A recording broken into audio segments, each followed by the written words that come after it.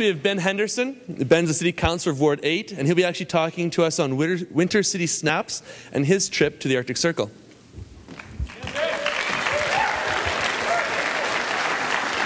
So, this is where I was last February this time. That is the Arctic Circle. It's the city of Rovaniemi. It is one of the strangest, most commercial places I've been at in the weirdest kind of way. That's Santa's house behind. He's there 365 days, 366 in leap years.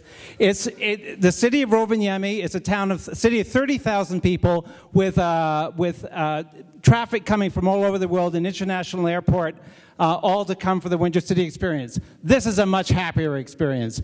This is at -17, enjoying a cafe in Helsinki, made completely possible by good design. Because of that sail, the sun is captured, the wind is sheltered, and it was perfectly lovely to go and look out at this, which is the Baltic Ocean, which freezes over in Helsinki, and instead of being afraid of it, everybody goes for a walk. This is a Sunday in Helsinki. There were hundreds of people just walking out, enjoying the sunshine in a -17 day, not afraid of it at all. This is the Oslo version of that. This is the new Opera House in Oslo, specifically designed to create public space for people. The argument was from the architects that it's a public building, it has to be about public space.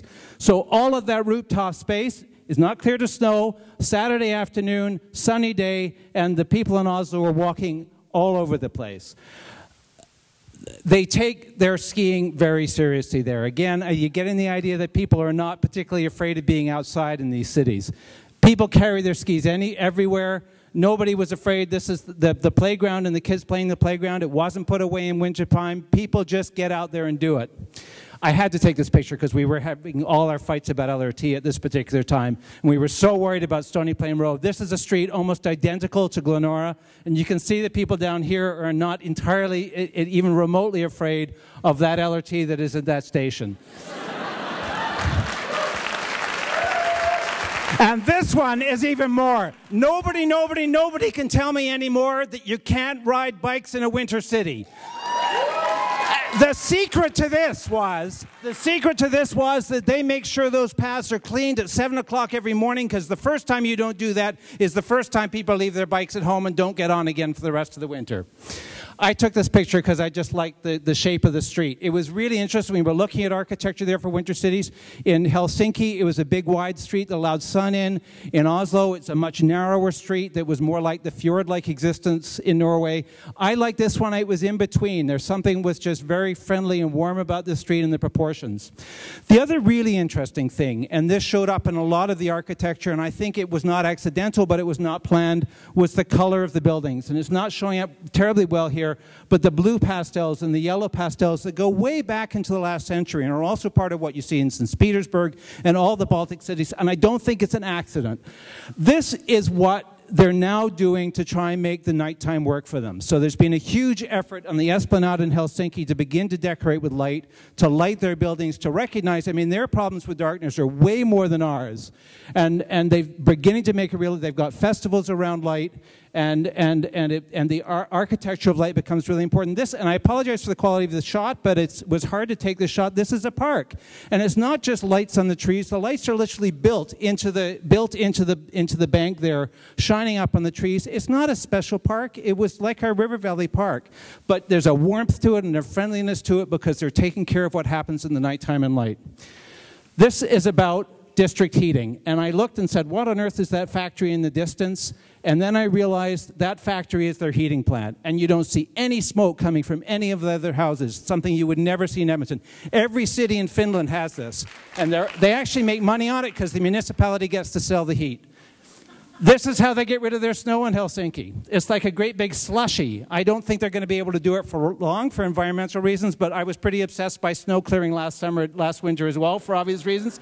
That poor bugger just has to go round and round in a circle, keeping the Baltic open, and they just come and dump the snow in. I met with the deputy mayor. He said they could do it because it's just wood, chips they're not putting any salt into, but I'm not sure they'll be able to do it. The response that everybody gives to this is they must not have very many lawyers in Helsinki, but they're not. There were a number of places where they're just not obsessing about clearing the snow away. This was a public building, and this is an advantage of not clearing the snow away. This is in the town of Oulu, and instead of clearing the snow away, instead of cleaning it all, they closed the street down, and they basically built a playground out of snow. This is a new effort. This is something new they're doing. But it's a different way of thinking about those problems that actually makes it possible to be active outside. I took this because I just, the idea of snow graffiti was just so wonderfully novel to me. I really don't have, I don't know if we could do this here because the snow has, but this was everywhere. I also am sort of curious. I have no idea what it means, ice cube breast, but it's interesting. The graffiti always seems to be in English. This was in Finland. Why it's not in Finnish, I'm not entirely sure. All right, this one I took for the cause. We stayed overnight in an ice hotel. I asked it that this is my room. I asked at the time if anybody ever stays more than one night, and they said, well, somebody did once, but only because the hotels in town were full. It is an experience, but these guys build this. It's a commercial venture. Even with people just spending one night, they get there. This is a different one. This is in the town of Kemi, who do an ice palace. They do a different theme every year. This year the theme was cartoons. And again, it's basically, the promotion of it is supported by the town, but the actual venture itself is a commercial venture, and they're able to make their money back. This is just to show that this is how you make them. This is that's the form, essentially, that you blow the snow onto. We visited with the engineers in Oulu who actually have worked out the engineering of snow. These things are almost impossible to destroy once they're built. They're immensely strong, but they cheerfully, and that's how you clean the snow off in the morning with a sander. So, and this is the end. You always have to end with a wedding. This is in Oslo, looking down over the city. I have to say, in Oslo, they thought this was pretty weird as well. But the one thing I would say that was interesting is the groom was from Spain and the bride was from Norway, and it was his idea. And I think there's something interesting about their interest in winter that we need to remember. Anyway, I'm done. I'll say real fast. I'm going to cheat.